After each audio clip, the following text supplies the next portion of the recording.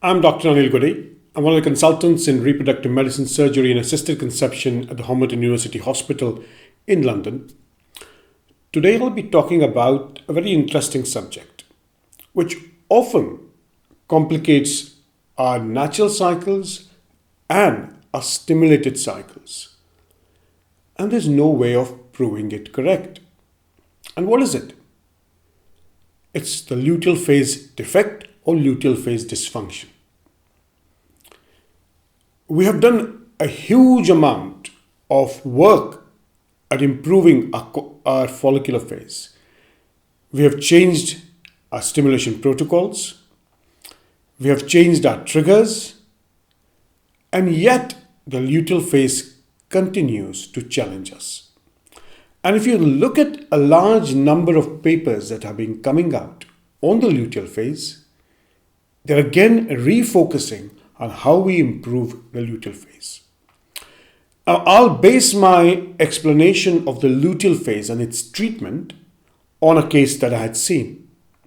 Now, this is a 36-year-old lady with primary infertility for 4 years, regular periods, 28 days, and it has a unique pattern. She has an LH surge day 12 or day 13, indicating a normal follicular phase. By day 20, she starts spotting. This progressively gets worse and eventually leads to a full period by day 27-28. When we look at the investigations, the FSH is 5.8, LH 5.6, I believe the AMH was 23.5 p molar liter. Thyroid was normal, prolactin normal, histosalpingogram suggested a normal cavity, the tubes are open, and a semen analysis was normal. The day 21 progesterone was 45 p molar liter. She was then given Clomid. Now, there was a belief that Clomid can cause luteal phase defect, but in fact, it can also cure luteal phase defects in certain number of cases. So she was given Clomid starting with 50 milligram a day from day 2 to day 5, and the same pattern continued. Spotting from day 21-22, cyclogest was added in the form of vaginal progesterone, and the spotting continued. So the next plan was then to change over to letrozole, and letrozole also achieved successful ovulation but did not stop the spotting. The spotting continued. A cycle of gonadotropins with IUI was tried with luteal phase support, and spotting started by day 23-24. Eventually, when they got referred to the hospital, the plan was to do IVF. And this was almost 4 years of unexplained infertility. In literal terms, we would call it unexplained. I would differ here and I would say it is not unexplained. There is a problem in the luteal phase. And as long as there is a problem in the luteal phase, we know that that could be a cause of infertility. So IVF was done, antagonist protocol, 4 blastocysts were of good quality morphologically, were frozen, and a first frozen cycle was done on medicated 6 milligram of Proganova. Cyclogest was started along with injectable progesterone because we thought that it is likely to be an endometrial problem, and we started on Luteal, which is the aqueous progesterone that we use, of 25 milligram per day. 5 days after embryo transfer, spotting started and eventually led to bleeding. Now, one of the things which we have to come to a conclusion is, what is this? Her progesterone on day 21 is normal. And what is going wrong? Now, luteal phase defect is defined as a condition of insufficient progesterone. And that exposure of progesterone is required to give an endometrium which is secretory and allows normal embryo development. Now let's go back to understanding what is the role of the corpus luteum.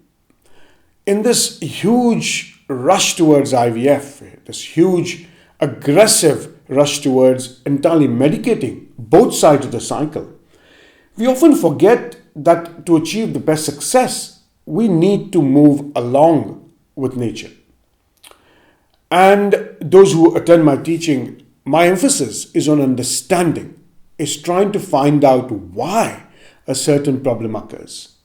That understanding of why will allow you to move slightly away from aggressive treatments to more treatments closer to nature. Now, the role of the corpus luteum is to produce progesterone, and it's to achieve a secretory endometrium. How does the corpus luteum survive? The corpus luteum survives entirely due to LH activity. So if there is a defective corpus luteum, there is a defect in 3 places. And I want you to think about it very closely. The defect will be in 3 places. One, it will be in the corpus luteum, which means that there's a defect in the transformation of granular cells and theca cells into luteal cells. From a cycle changing from an estrogen-based cycle to a progesterone-based cycle.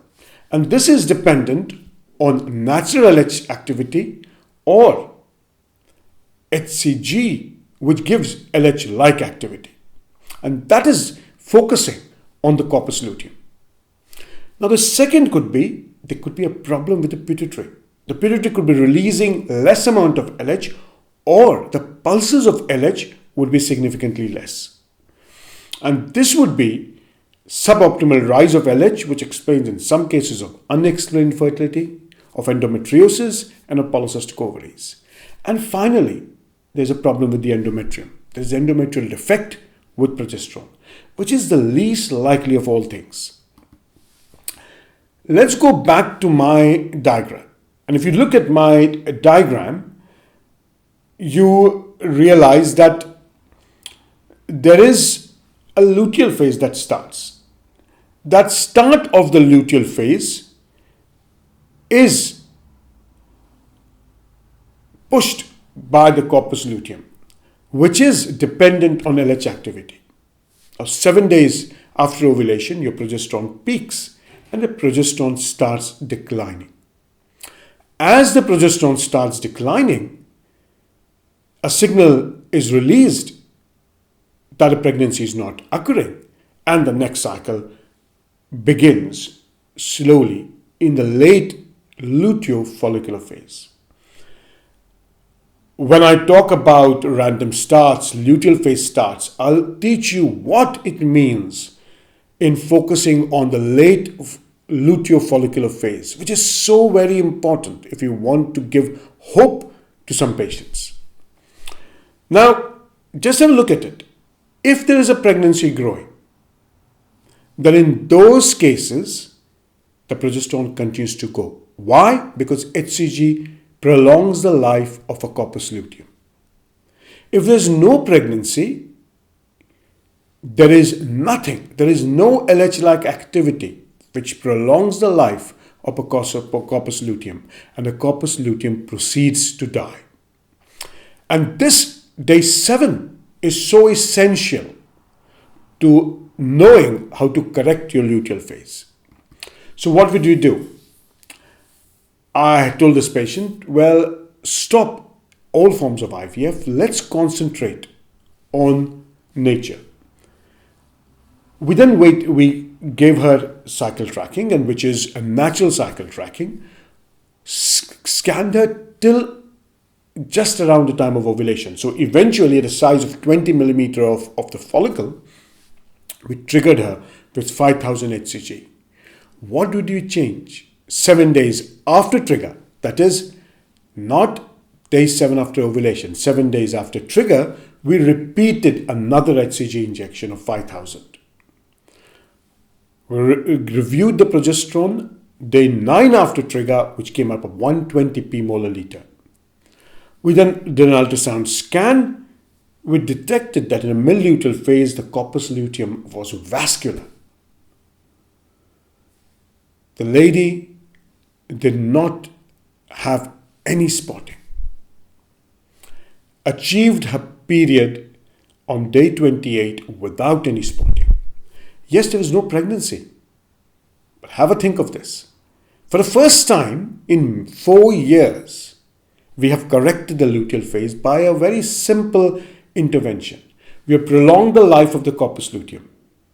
While earlier, almost all the focus was made towards improving the progesterone support to the endometrium, our focus came out separate and changed the entire focus on to the corpus luteum. So again, the next time you ask a patient and she says, I have spotting on day 22, 23, there is a problem there in the luteal phase. Think where this problem is coming up from. Is it a corpus luteal problem? Is it a pituitary problem? Or is it an endometrial problem? And often that intervention makes things so simple. Again, it's a very simple thing that we learn from this lecture. I learned from this experience, and it allows us to try and improve our treatments outside the aggressive IVF platform. If you do like the lectures, do share it. Thank you very much.